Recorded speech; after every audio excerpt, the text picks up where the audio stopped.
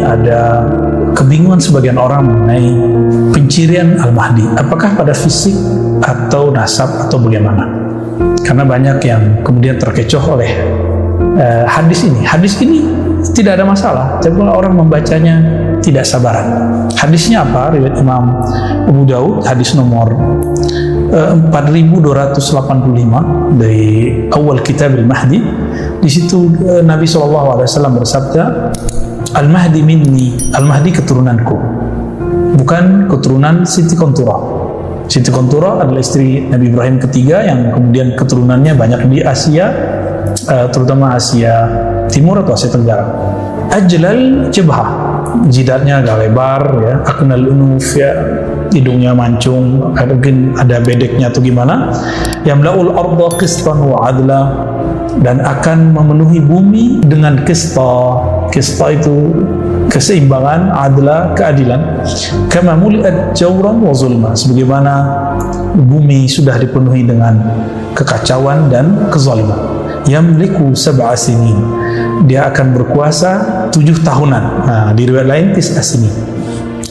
Hadis ini banyak kemudian disalahpahami oleh banyak orang yang berjidat lebar dan berhidung mancung bahwa dirinya Al-Mahdi. Dan tidak sedikit yang datang kepada saya dengan modal jidat lebar dan hidung mancung lalu mengatakan, Ana Al-Mahdi ya Razi, saya Al-Mahdi. Saya senyum-senyum aja ya. Sebenarnya ini tidaklah dapat dipahami sampai Al-Mahdi itu diislah oleh Allah. Jadi pencirian jidatnya lebar segala macam itu akan sama semua.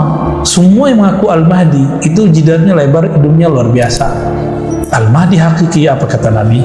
Ini hadis Abu Daud juga, dan hadis ini didiamkan oleh beliau, artinya hadisnya dianggap saleh meskipun ada yang mendhaifkannya. Saya cenderung mengatakan hadis ini hasan, ya. Inna ibni hadha, Nabi SAW pernah diceritakan oleh Sayyidina Ali. Jadi Sayyidina Ali berkalam, Inna ibni hadha, anakku Hasan. Nah, ini pun diperdebatkan apakah Hasan atau Husain, ya. Anakku ini Sayyidun, samahun Nabi SAW, yang disebut oleh Rasulullah SAW dengan nama itu. Nabi memberikan nama kepadanya Al-Hasan, ya. Tapi ada ihtimal bahwa ini Husain, ya. Maka beberapa orang mengatakan Al-Mahdi keturunan Hasan. Bagi kita mudah, Al-Mahdi itu keturunan Hasan dan Husain, ya.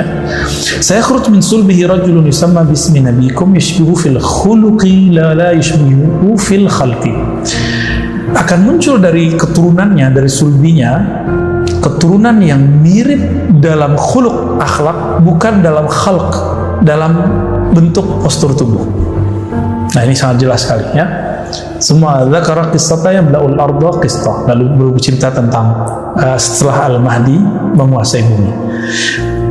Berdasarkan dua riwayat ini, maka dapat kita komparasi, jangan baca hadis satu-satu saja, bahwa jangan terfokuskan oleh riwayat mengenai fisik Al-Mahdi, karena fisik Al-Mahdi dan nama, apalagi nama KTP yang disebut ismi, namanya adalah namaku, itu bukan nama KTP, karena di zaman Rasul tidak ada KTP. Nabi tidak langsung mengatakan KTP-nya sama dengan KTP-ku, tidak. ID card-nya sama dengan ID card-ku, tidak, bukan itu. Isim di sini isim rohani. Isim rohaninya sama dengan isim rohaniku. Isim kolbunya sama dengan isim kolbuku. Isim nafsiyahnya sama dengan isim nafsiyahku. Bedanya jasadnya. Kalau seandainya jasadnya persis sama dengan Rasulullah, sangat mudah sekali untuk menemukan Al-Mahdi, sangat mudah sekali untuk membunuh Al-Mahdi, ya. Maka saya geli aja melihat ada orang ngaku Al-Mahdi, dia kira mudah jadi Al-Mahdi. Al-Mahdi bukan pengakuan. Al-Mahdi sebuah pergerakan yang digerakkan Allah ala minhajin nubuwah, dan ini gerakan bukan berdasarkan ra'yu, pikiran atau tebak-tebakan, apalagi cocok logi. Ada pertanyaan yang menurut saya menggelikan tapi benar. Apakah atau manakah sanad Al-Imam Al-Mahdi? Ya, Al-Imam Al-Mahdi itu gelar, Imam itu gelar, Al-Mahdi itu gelar. Al-Mahdi orang yang di-guidance, yang dibimbing langsung oleh Allah. Dia tidak bergerak dengan ra'yunya, dengan intelektualitas semata. Dia bergerak dengan kolbunya, dengan ruhnya. Karena ruhnya, kolbunya langsung dibimbing oleh Allah Subhanahu wa ta'ala. dibimbing dari kecilnya, sedari kecilnya dibersihkan kalbunya, sebagaimana Rasulullah dibersihkan pada umur 5 atau 7 tahun. Maka Al-Mahdi juga mengalami hal itu. Kemudian melakukan seperti manusia biasa, memerankan hal-hal yang biasa diperankan manusia. Dulu beternak domba, berdagang, bekerja pada seseorang yang kemudian ternyata menjadi pasangannya. Itu mungkin akan berulang dalam formulasi yang berbeda, mempunyai kendaraan tertentu, warna tertentu, nanti akan terulang kembali. Dalam hal ini, apakah Al-Mahdi mempunyai sanad keilmuan? Tentu. Jika seorang faqih punya guru, seorang mursyid punya mursyid sebelumnya, pasti hal itu terjadi. Namun, siapakah mursyidnya? Kita tentu tidak dapat memastikan, tapi kita dapat menemukan ciri-cirinya. Bahwa al-isnad minad din, bersanad bagian dari agama. Tentu dalam thariqah dia ada sanadnya, dalam fikih dia ada sanadnya, dalam akidah dia ada sanadnya. Dan yang paling pasti, baginda Nabi SAW mengatakan apa? Al-Mahdi min walid Fatimah, Al-Mahdi minni, min itrati. Mahdi dari keturunan Fatimah, dari keturunanku. Ini asumsi saya saja. Semoga benar di sisi Allah dan Rasulullah. Hari ini kebanyakan zuriat Rasulullah akidahnya Ahlus Sunnah dengan manhaj Asy'ariyah. Ini bisa kita cek di Yaman, di Indonesia, di Malaysia, Singapura, dan sekitarnya, di India, bahkan di Mesir, sampai ke ujung Maroko. Mereka berakidah Ahlus Sunnah Asy'ariyah. Bahkan kalau daerah sana, itu mereka terang-terangan mengatakan besar kemungkinan seorang Al-Mahdi mempunyai sanad kepada Imam Abul Hasan Asy'ari. Ini tentu asumsi saya, ya bisa jadi salah, tapi insya Allah ini mendekati kepada kebenaran. Dan yang kedua, kebanyakan zuriat Nabi hari ini bermazhab Syafi'i, tapi mengerti mazhab-mazhab yang lain, seperti Al-Habib Umar, Al-Habib Al-Adni, dan para habib-habib di negeri kita. Kecuali ada Said Muhammad Alawi Al-Maliki, beliau Maliki, tapi juga mengajarkan Syafi'i, maka boleh disebut Syekh Maliki wa Syafi'i ma'an, sekaligus. Besar kemungkinan beliau juga bermazhab Syafi'i, tapi ini hanya asumsi saya, karena di beberapa kitab ulama Hanafiyah mereka mengatakan besar kemungkinan bermazhab Hanafiyah, yang Maliki mengatakan Malikiyah, Syafi'iyah mengatakan Syafi'i, Hanbali mengatakan Hanbali.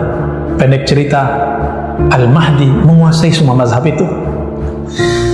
Dan apakah Al-Mahdi ini punya sanad tarekat? Tentu. Jika tidak, apa legitimasinya bahwa ia terhubung kepada Nabi melalui sanad keilmuan tarekat? Pasti dia juga bersanad ke Syekh Abdul Qadir Jilani.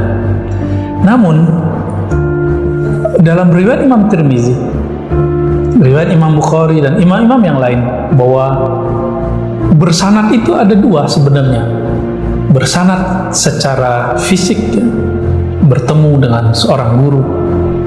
Namun ada sanad secara rohani yang dikatakan oleh Nabi, man ra'ani fil manam faqad ra'ani, yang bermimpi bertemu aku di alam mithali, di alam malakut, di alam jabarut, bukan alam carut marut seperti tidurnya kita. Pasti dia benarlah ia bertemu denganku. Dan dalam hadis Imam Tirmizi dikatakan ar-ru'ya juz'un minan nubuwah, bahwa mimpi yang baik itu adalah sepotong sebagian dari kenabian. Maka pasti seorang Al-Mahdi mempunyai mimpi-mimpi yang terhubung kepada baginda Rasulullah SAW. Tapi tidak cukup, pasti ia sayarani yakzatan, dia bermimpi bertemu Rasulullah SAW secara fisik. Namun sahabat-sahabat karena Allah, ingat, tidak semua zuriat Nabi yang sering bermimpi ketemu Rasulullah itu Al-Mahdi. Apalagi diaku-aku sebagai Al-Mahdi. Tidak mungkin, karena Rasulullah ketika sudah mendapatkan nubuat, bahkan setelah diangkat menjadi seorang Rasul, beliau pun tidak terang-terangan kemudian berdakwah. Bertahap dulu. Kenapa? Karena kafir Quraisy mengancamnya. Orang Yahudi pun di masa itu ingin membunuhnya, seperti yang dikatakan oleh Bukhairah, seorang rahib ahli kitab. Tidak mungkin mengumbar, karena ini urusannya nyawa. Pasti Allah sembunyikan, Allah rahasiakan di suatu tempat yang kita tidak tahu, yang diketahui hanya oleh ahlinya, oleh orang-orang yang mengenal keilmuan tentangnya. Semoga kita dapat segera mengenalnya, sehingga mengetahui visi hidup kita dan perjuangan kita yang sebenarnya. Banyak orang berbicara tentang Al-Hallaj di zaman dulu, kalau versi Nusantaranya adalah Syekh Siti Jenar. Namanya agak sedikit menggelikan karena laki-laki kok disebut Siti ya. Tapi itulah sebutan dulu ya. Mungkin dulu Syekh Saidi Jenar, tapi nggak tahulah kenapa kemudian berubah. Yang dulu dikatakan nama kecilnya Lemah Abang dan segala macamnya ya. Syekh Siti Jenar ini dari masanya terlihat semasa dengan Syekh atau Sunan Kalijaga dan sunan-sunan yang lain. Jika di kalangan pembela syariat yang zahir, itu muncullah sosok Sunan Kalijaga, maka dari bab hakikat muncullah Syekh Siti Jenar. Ya, kalau boleh kita sebut, jika ulama pewaris para nabi, lalu ulama mewariskan ilmunya lagi. Pewaris Imam Abu Yazid, pewaris Imam Junaid, pewaris Hallaj, itu ada semua di zaman berikut, termasuk zaman kita. Di zaman terdahulu, pewaris Junaid al-Baghdadi itulah Sunan Kalijaga, pewaris secara kerohanian. Adapun pewaris kerohanian Al-Hallaj, itulah Syekh Siti Jenar. Sejarah pun berulang, karena cip takdirnya sangat-sangat sama, hanya formulasinya yang berbeda.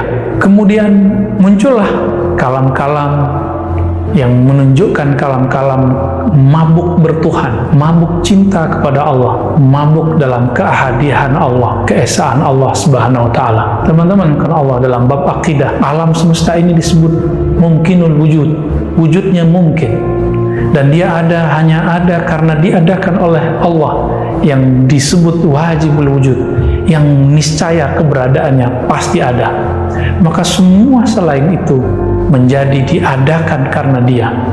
Maka yang benar-benar ada hanyalah Allah.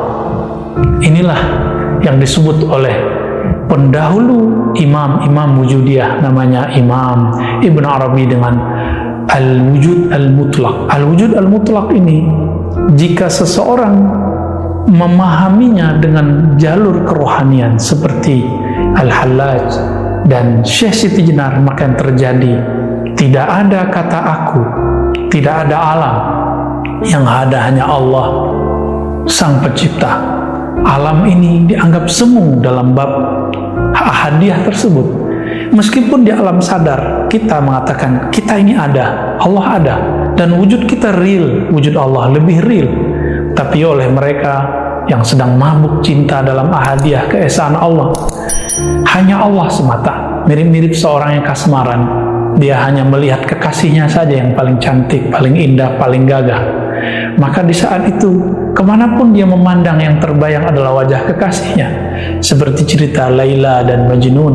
Majnun memandang tembok pun yang muncul wajah Laila, apalagi melihat siapapun. Sahabat yang melakukan Allah, Syekh Siti Jenar, kemudian sebagaimana Al-Hallaj mengatakan hal yang mirip. Mengatakan, jika Al-Hallaj mengatakan di dalam jubahku adalah Allah, tiada kecuali Allah, maka Syekh Siti Jenar lebih dahsyat lagi, di dalam dirinya hanya Allah, wujudku adalah wujud Allah. Itulah Syekh Siti Jenar. Inilah cerita awal kenapa muncul satu zikir, satu wirid yang disalahgunakan oleh orang kebatinan. Wujud ingsun atau zat ingsun zat Allah, sifat ingsun sifat Allah, nama ingsun nama Allah. Ini kalam tidak boleh dilafazkan kecuali orang sedang mabuk. Orang mabuk tidak dikenakan hukum syariat karena dia mabuk sampai kesadaran dia kembali. Tapi beberapa orang-orang yang melanggar kaedah ini, melanggar dharma, kaedah seorang pezikir perindu kepada Allah, dia membacanya sebelum dosis itu dibolehkan kepadanya. Maka yang terjadi, muncullah kelompok wujudiyah, di tahun 1400-an, 1500-an, 1600-an, 1700-an itu kemudian terjadi pergolakan dahsyat di Nusantara. Maka muncul nanti ada Hamzah Fansuri, Syamsuddin Sumatrani, kemudian juga Nuruddin Araniri, semuanya berbicara itu. Dan puncaknya itulah Syekh Siti Jenar. Apakah kemudian Sunan Kalijaga mengkafirkannya? Kita belum menemukan satu nas, satu teks, satu riwayat dalam kitab-kitab yang berbahasa Pegon ataupun bahasa yang aksaranya Hanacaraka yang sampai kepada kita bahwa Sunan Kalijaga mengkafirkannya. Tidak, tapi seperti dulu Imam Al-Junaid mengatakan kepada Hallaj, wahai Hallaj ya Aba Mansur, la yaqta'uka ila dam, tidak ada yang bisa menghentikanmu wahai Hallaj kecuali hukum pancung, yaitu darah yang diteteskan. Dan itu sangat mengerikan sekali. Ajaran ini belakangan dibahasakan secara lokal, disebut dengan hadiah itu manunggaling. Manunggaling keesaan Allah, kesatuan Allah, ya. Tidak ada yang bersatu, hamba tidak bersatu dengan Allah. Kenapa? Hamba dianggap tidak ada. Maka manunggaling jangan diartikan Syekh Siti Jenar bersatu dengan Allah. Kenapa? Yang wujud cuma Allah. Syekh Siti Jenar hanya bayang-bayang. Tapi orang-orang yang kemudian lancang mau menerjemahkan ajaran Syekh Siti Jenar, kemudian mengatakan Syekh Siti Jenar mengajarkan persatuan dengan Allah. Wallahi iyyakum bihi. Syekh Siti Jenar Al-Hallaj tidak pernah mengatakan itu. Tapi mereka sedang mabuk dan mereka mengatakan hanya ada wujud tunggal. Itulah manunggaling. Kaulo Gusti, ketika mereka merasakan bahwa diri mereka tiada di hadapan Allah, seperti seorang guru tidak memandang dirinya punya derajat keilmuan di hadapan gurunya, kenapa seorang Syekh Siti Jenar tidak boleh merasakan dirinya tiada di hadapan Ilahi?